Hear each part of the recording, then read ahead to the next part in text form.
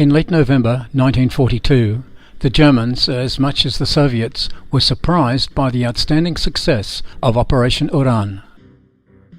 By early December, however, both sides got a clearer and more sober picture of the situation. For the Germans, it was a disaster, but few of them knew it could also have been much worse. The ultimate Soviet goal was to truncate the Sixth Army piecemeal, and this was not achieved. After securing the front along the encirclement, the German army fiercely resisted all attacks, like a wild boar backed into its den by hunters, blocking the Red Army's advance in every direction. Axis forces also regrouped on the outer edge of the encirclement, where new commanders took the initiative to coerce their confused units back into order. But what to do next? What prospects were there for the Germans?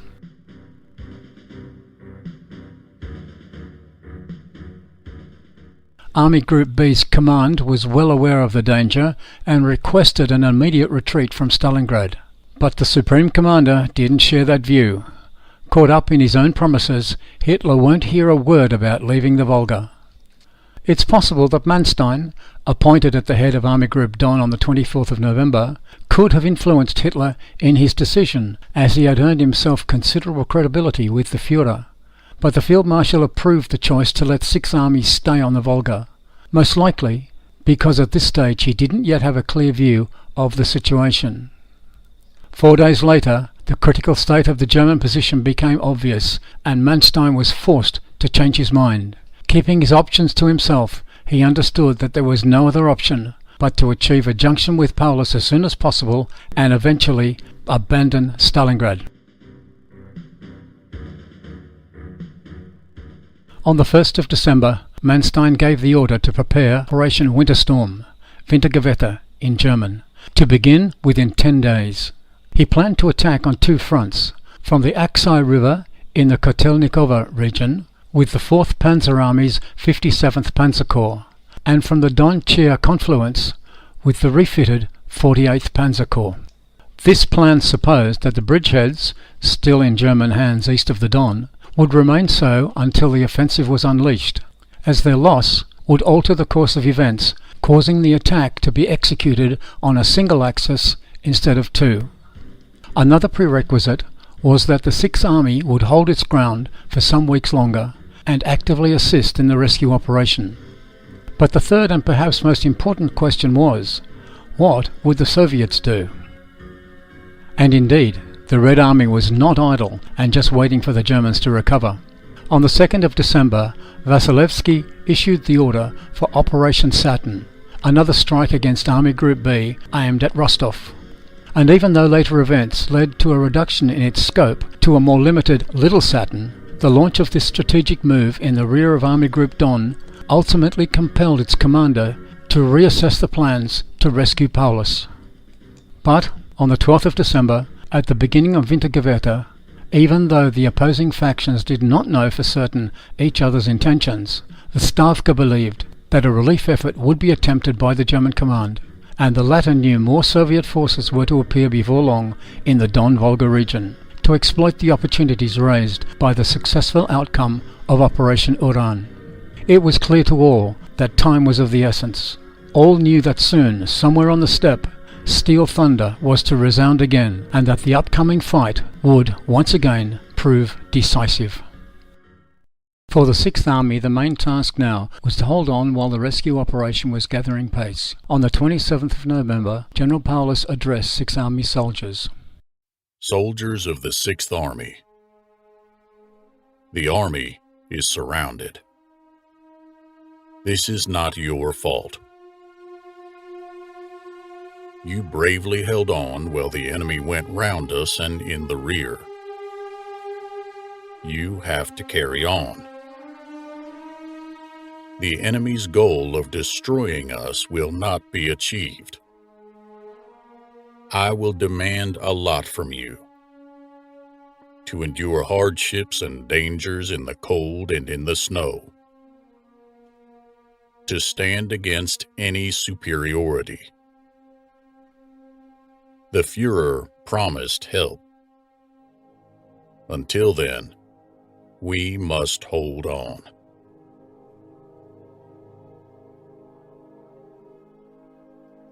If the whole army behaves like one fighter, we will manage.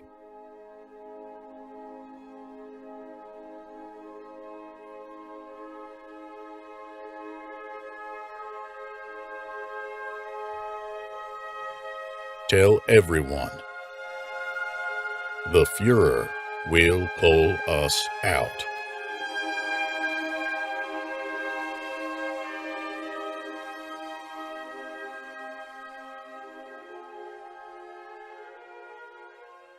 This address received a mixed reception among the German soldiers. Many of them were disappointed that the army didn't break out from the encirclement right away. They thought it was folly to stay there and wait. But others strongly believed in the word of their Führer and also in Manstein's ability to mount the operation to rescue them. So what about this capacity, and what exactly was Manstein's strategy? Plans for a relief effort toward Paulus were put forward early, even before the encirclement had become a reality. On the 24th of November, the OKH had already revealed the outline of the operation. 4th Panzer Army had to assemble a powerful group in the area of Kotelnikovo to attack in the direction of the 6th Army, whilst the latter had to gather its mobile units in the southwestern edge of the pocket to attack and, in turn, join with the incoming forces.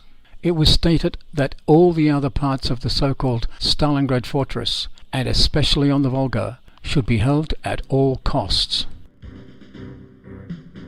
As soon as he was put in charge of Army Group Don, Manstein asked for significant resources to be able to achieve this business. The German High Command offered him everything he could find and more, gathering units from different sectors of the front. 4 panzer divisions formed the Armoured Fist in the operational group. The 6th, stationed in France, the 11th and 17th from Army Group Centre, and the 23rd from the Caucasus Front. Several infantry divisions would have to follow in the tracks of the tanks. The 62nd and 294th, stationed on the Chur, and the 304th, 306th and 336th coming in from the west. Also promised were the 7th and 8th and 15th Luftwaffe ground divisions and the 3rd Alpenjäger mountain division. In addition, the 6th and 7th Corps, more or less preserved from the catastrophe suffered by the 4th Romanian Army on the Kalmyk steppe, along with several artillery, assault guns and Nebelwerfer mortar companies, were to join the party. The command and control was assigned to the headquarters of the 48th and 57th Panzer Corps, which were to lead this patchwork of units in their respective operational theatres. All in all, these elements roughly amounted to the strength of a complete army, but only on condition that these rapidly gathered forces would arrive on the ground during the first days of December. But this was far from certain, given the saturation of the rail network, the winter weather, partisans, and other unforeseen events that could work against it. The ability to overcome logistic issues would be a key factor of success. Secrecy would be another, but speed would be the most important of all. If the potential existed, at least on paper, the orientation of the attack was yet to be determined. In the Chur region, Standard Army forces came to relieve the heterogeneous groups widely spread in defence along the river. There were several infantry divisions and Luftwaffe ground troops, but there was also the almost unscathed 11th Panzer Division, which, by itself, was a major asset for the German command. All these units and those already in the sector, namely the 48th Panzer Corps, the very weakened 22nd Division, and other disparate groups, were clustered into 17th Army Corps under General Hodit, who gave his name to the new operational group. South of the Don, Hoth's 4th Panzer Army was also rebuilt with the arrival of much-needed reinforcements. The 6th and 23rd Panzer Divisions became its framework. The Romanian troops were to cover the flanks and rear, and the 57th Corps would take the lead. The 6th Panzer was a full-strength division, having just arrived from France, where it was rested and refitted like new. It possessed a stunning total of 160 tanks, almost all Mark IIIs and IVs, and 40 assault guns. However, the 23rd Panzer Division was greatly diminished after months of fighting in the Caucasus. It numbered a mere 55 tanks and another 25 assault guns. It still gave Hoth a respectable number of tanks to begin his operation, and 2 more Panzer Divisions, the 11th and 17th, were expected to join as soon as possible. 3 options were considered. Firstly, take the shortest route from the Chir bridgeheads directly to the western border of the pocket, passing through Kalach. It is only 40 kilometres, with a strategic bridge to overcome, but it is there that the Soviet forces are most concentrated. Group Holit would have to ward off counterattacks by the Southwest Front's 5th Tank Army. Then, after Kalach, the Don Front's 21st Army would become the next opponent to fight, before reaching the encircled 6th Army. Secondly, choose a road 3 times longer, the one leading from Kotelnikova to the southern part of the pocket. But these 120 kilometres are favourable to mechanised troop manoeuvres, a clean steppe cut by 2 modest rivers, the Aksai and the Mishkova. In this area, the 57th Panzer Corps would only face the Stalingrad Front's weak 51st Army.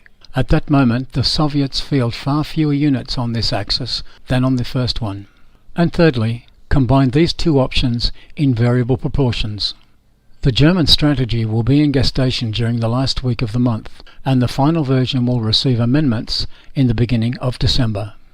On the 28th of November, Manstein was able to draw a more precise picture of the Sixth Army situation, which led him to revise his assessment and the strategy he would apply with the encircled troops. He stressed that the successful air bridge in the Demyansk pocket that occurred the previous winter was not to be regarded as an example, as the circumstances were completely different from those applying to Stalingrad. According to his analysis, if the front was not quickly restored on the Don River line, Paulus's army would have to get out of the pocket and give up the Volga, or Germany would lose the strategic initiative in the entire region for quite a long time. Manstein therefore shifted from his first analysis a few days earlier. He was now favourable to the abandonment of Stalingrad. However, he did not give any formal order in this respect, nor would he give any when the rescue operation would reach its critical point. Unwilling to go up against Hitler, the Field Marshal hoped he could make the latter understand that a link-up with the beleaguered troops could be only weak and temporary, and that the only real option was for a complete withdrawal of the Sixth Army back to the 4th Panzer Army's vicinity. But he chose to stick with asking his superior, as he would stick with suggesting to Paulus, his subordinate, that 6th Army should retreat. But he would not force the decision, whereas it was arguably something he might have achieved, given his influence with the Führer. This ambivalence would still fuel controversies for some 50 years after the war. On the 1st of December, after Manstein went through the balance of power assessment regarding forces currently available and those to come, he signed the order for Operation Wintergewitter that was scheduled for 10 days later. It had finally been decided to attack on both axes. Hoth's 4th Panzer Army, with the 57th Panzer Corps, would strike first from Kotelnikova, with Romanian units to cover his back. Then, Group Holit with the 48th Panzer Corps would come up from the Nizhny Cherskaya bridgehead, and both will advance together. The centre of gravity between the 2 formations would be adjusted depending on the evolution of the situation. 2 days later, Hoth asked for some adjustments before launching the operation. He felt the strategy of his superior too complicated and the pivotal point of the attack insufficiently defined. In his opinion, the plan to send the panzer divisions crossing the Don only to become bogged down in a tiny bridgehead under fire of Soviet guns was crazy. He thought it was more efficient to race straight for the pocket, following the railway, with the Romanian cavalry protecting his flank. If the latter was to prove unreliable, then it should be possible to make up for it by speeding up and utilising the 17th Panzer Division, currently in reserve behind the Chir River.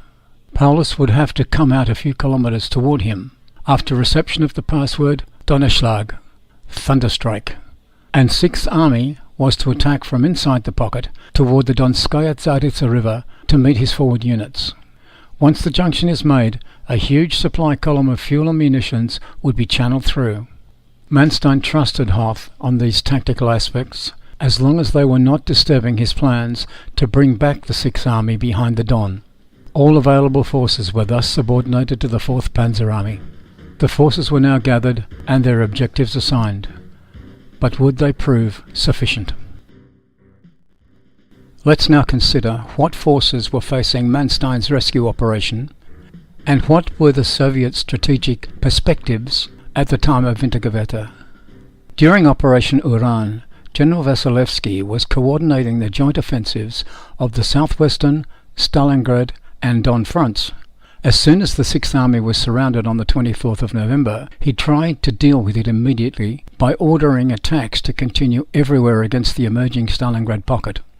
However, the mistake made by the Stavka in the evaluation of German forces removed any chance of success for the mission, because the Soviet forces available at that moment were clearly insufficient. The Don and Stalingrad fronts did not face 90,000 men, as had been estimated, but 3 times more.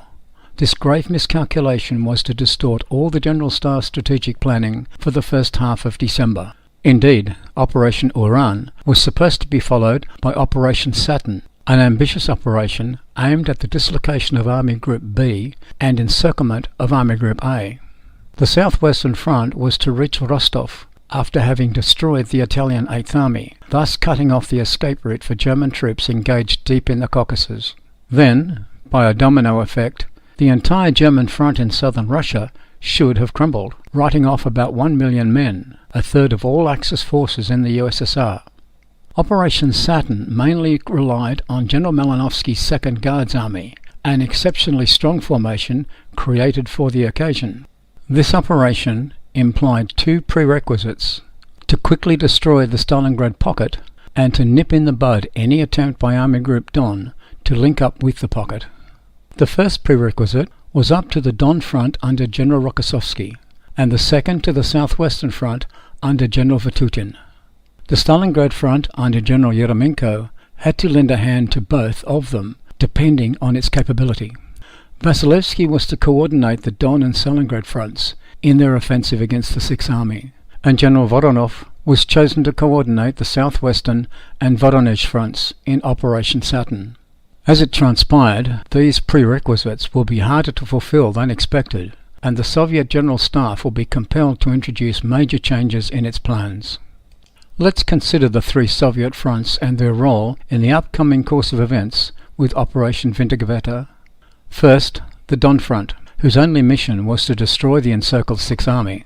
On the 2nd of December, after a quick gathering of its own forces, and having received some reinforcements, 21st Army attacked the western face of the pocket, held by the 3rd Infantry and 3rd Motorized Divisions. Several breakthroughs were realized between Karpovka and Marinovka, but German counterattacks brought the front line back to its original position a few days later.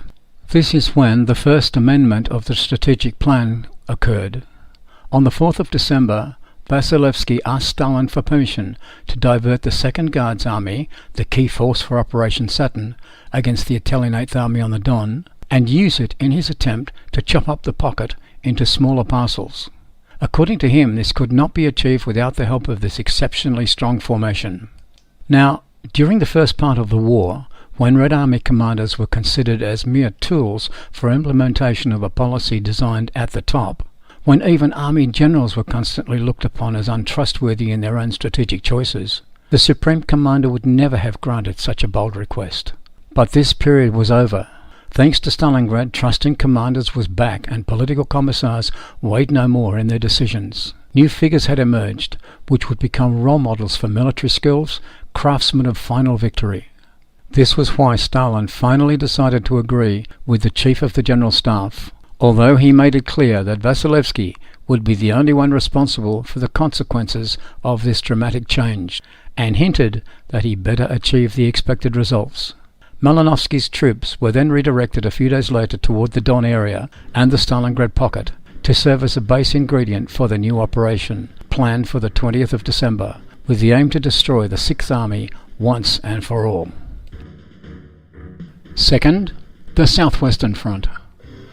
The first mission of the Southwestern Front was to destroy the German bridgeheads west of the Chia River, which were potential bases for an operation towards Sixth Army. For this purpose, the 5th Tank Army was ordered to attack on the lower course of the river. This highly strategic location at the confluence of the Chia and Don rivers also contained one of the last undamaged bridges remaining in the whole region. After 7 days of heavy fighting, both opponents were completely worn out. Whilst the Soviets couldn't achieve any significant breakthrough, the attrition effect was sufficient. The main German strike force west of the Don was neutralized, and any twin attack for Operation Wintergewitter was ruled out. In Manstein's plans, the 48th Panzer Corps was to advance on both sides of the Don River, with the 11th Panzer, 7th Luftwaffe and 336th Infantry Division